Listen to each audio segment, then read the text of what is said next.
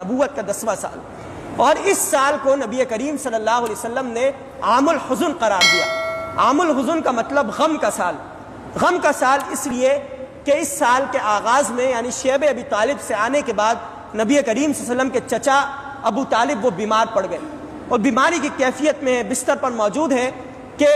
قریش کا ایک گروہ ان کے پاس آتا ہے اور کہتا ہے کہ آپ آخری مرتبہ اپنے بھتیجے کو سمجھائیں کہ وہ ہمیں آزادی کے ساتھ اپنے دین پر چلنے دے اور اللہ کے دین کو جو وہ پہنچاتا ہے اس سے باز آ جائے۔ تو وہاں پر قریش بھی موجود تھے، سرداران قریش بھی موجود تھے۔ ابو طالب نے نبی کریم صلی اللہ علیہ وسلم کو بلایا اور کہا کہ بھتیجے یہ فلاں بات کہہ رہے تم ان کی بات کو تسلیم کر لو۔ نبی کریم صلی اللہ علیہ وسلم نے ان لوگوں سے کہا کہ میں تم سے جو بات کہتا ہوں کہ اللہ ایک ہے اور مجھے اللہ نے اپنا نبی قرار دیا ہے، اگر تم اس بات پر ایمان لے آؤ تو عرب و عجم پر تمہاری حکومت ہوگی، لہذا میں تمہاری کسی بات کو تسلیم نہیں کروں گا۔ تو وہ کفار قریش غضب کے حالت میں اٹھ کر کھڑے ہو گئے اور واپس چل پڑے، اور انہوں نے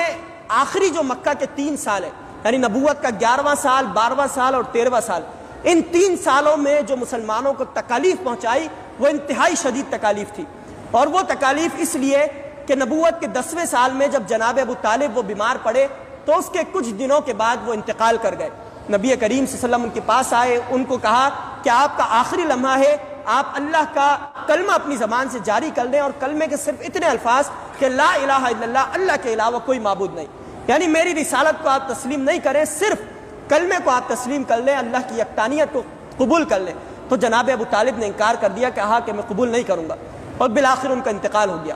ان کے انتقال کے ابھی 3 دن گزرے تھے کہ نبی کریم صلی اللہ علیہ وسلم کی زوجہ حضرت خدیجہ الکبریٰ رضی اللہ تعالی عنہا، جو مالی حوالے سے ہر طرح کا نبی کریم صلی اللہ علیہ وسلم کا ساتھ دیا کرتی تھی، ان کا بھی انتقال ہو گیا اور وہ بھی اس دنیا سے رخصت ہو گئی۔ اور پھر مسلمانوں کو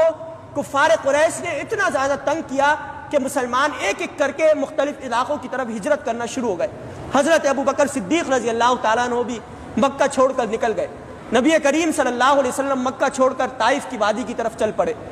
حضرت ابوبکر صدیق رضی اللہ تعالیٰ عنہ کو ایک مکہ کا شخص ملا اور اس نے کہا کہ میں آپ کی ذمہ داری قبول کرتا ہوں اور آپ مکہ کے اندر داخل ہوں، اگر کسی نے آپ کو ہاتھ لگانے کی کوشش کی تو میں اور میرے بچے اور میرا خاندان اس کا مقابلہ کرے گا۔ تو حضرت ابوبکر صدیق رضی اللہ تعالیٰ عنہ اس طرح مکہ میں واپس آئے۔ اسی طرح دیگر مسلمان بھی، ان کو بھی کسی نہ کسی نے یہ بات کہی کہ اگر آپ کو تکلیف پہنچانے کی کوشش کی گئی تو ہم مقابلہ کریں گے۔ اس طرح مسلمان وہ مکہ کی طرف واپس لوٹے۔